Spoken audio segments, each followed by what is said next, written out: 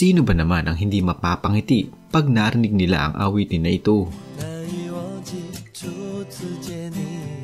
Tiyak na very nostalgic ang mararamdaman ng marami sa atin, kaway-kaway sa mga batang 90s dyan. Alam ko na marami sa inyo ang kinilig noong ipalabas ang Meteor Garden sa Pilipinas at talaga namang inabangan ito ng maraming mga Pinoy noon.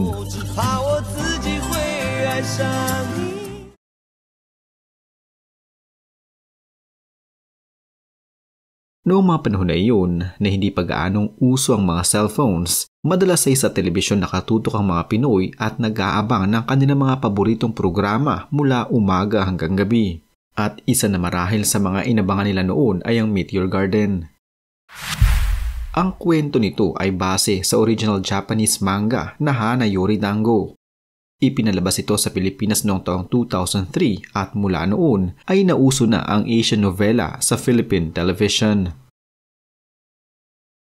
Bukod sa original cast nito na F4 na sina Jerry Yan, Vic Chu, Ken Chu at Vanessa Wu, isa pa sa iconic na karakter dito na si Shansai ay ginampanan naman ang nag-iisang si Barbie Sue.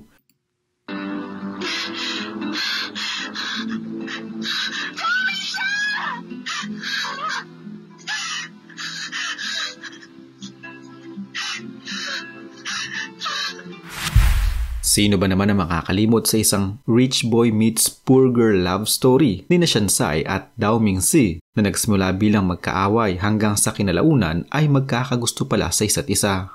Si Shansai na sa kabila ng pagiging isang mahirap, hindi siya natakot kay Dao Mingsi na tinitingala sa kanilang eskwelahan at mula sa isang maimpluwensyang pamilya. Palaban, matapang at walang inaatrasan. Yan ang mga natatanging karakter ni Shansai sa Meteor Garden. Pero sino nga ba si Shansai o si Barbie Sue sa totoong buhay? Si Barbie Sue ay pinanganak noong taong 1976 sa Taipei. Pangalawa siya sa kanilang tatlong magkakapatid. Ang kanyang mga magulang noon ay nagpapatakbo ng isang jewelry shop na siyang family business sa Taipei. Siya at ang kanyang kapatid na si Dee ay nag-debut sa larangan ng showbiz noong taong 1994 bilang mga miyembro ng pop duo na SOS na nagkaroon pa ng hit song na 10 Minute Love. Subalit dahil sa naging issue nila sa kanilang agency noon, pinagbawalan silang muling makapaglabas ng album gamit ang parehong pangalan na SOS. Kaya naman pinalitan nila ito ng ASOS at nag-switch ng karir mula sa pagiging mga singer patungo sa pagiging mga hosts.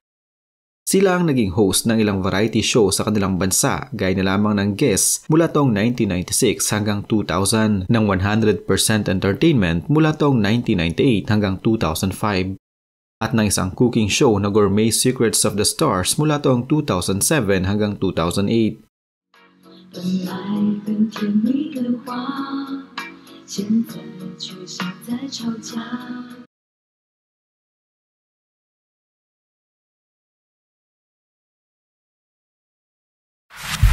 Mas lalong sumikat ang pangalan ni Barbie nang maging bida siya sa Meteor Garden taong 2001 kasama ang boy group na F4. Taong 2003 nang dalhin ang Meteor Garden sa Pilipinas at doon na siya mas nakilala ng mga Pilipino bilang si Shansai.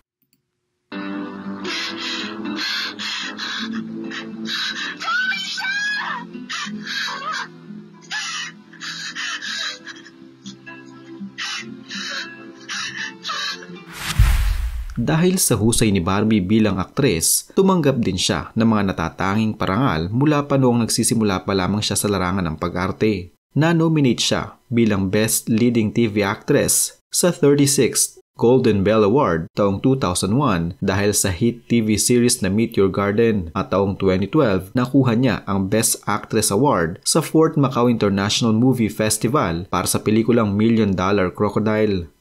Naging kasintahan ni Barbie ang Korean singer na si Koo Jun-yup mula taong 1998 hanggang 2000. Subalit nahinto ito dahil pinagbawalan si Koo Jun-yup ng kanyang agency na makipag-date. Mula taong 2001 hanggang 2005 naman, nakarelasyon niya ang aktor na si Blue Lan, na nasundan ng relasyon niya kay Vic Chu ng F4 taong 2008. Subalit taong 2010, nang magpakasalito sa isang Chinese businessman na si Wang Xiaofei sa Beijing, nagkaroon sila ng 2 anak. Subalit noong Nobyembre ng taong 2021, Inanunsyo ng dalawa na hiwalay na sila dahil umano sa pagtataksil at komplikasyon ng politika sa Taiwan matapos ang relasyon niya sa dati niyang asawa. Muli silang nagkabalikan ng DJ/singer na si Koo Junyook at napabalitang nagpakasal noong taong 2022. Subalit halos magtatatlong taon pa lang ang lumipas, muli na naman palang iiwan ni Barbie Hsu si Koo sa mundong ibabaw. Sa kalalabas lamang na balita, kanina lamang kinumpirma ng maraming mga news agency sa buong mundo ang pagpanaw ni Barbie Hsu sa edad lamang na 48. Nagpasalamat ang kapatid ni Barbie Hsu na si Dee Hsu sa lahat ng sumuporta sa kanyang kapatid. Maswerte umano siya na naging kapatid nito si Barbie. Ayon kay Dee, nagtungo umano ang kanilang buong pamilya sa bansang Japan upang mag-celebrate ng Chinese New Year. Dinapuan si Barbie ng influenza-related pneumonia sa bansang ito na nagkaroon ng komplikasyon at hindi kinaya ng kanyang katawan. Labis itong nanghina at agad niya rin itong ikinamatay.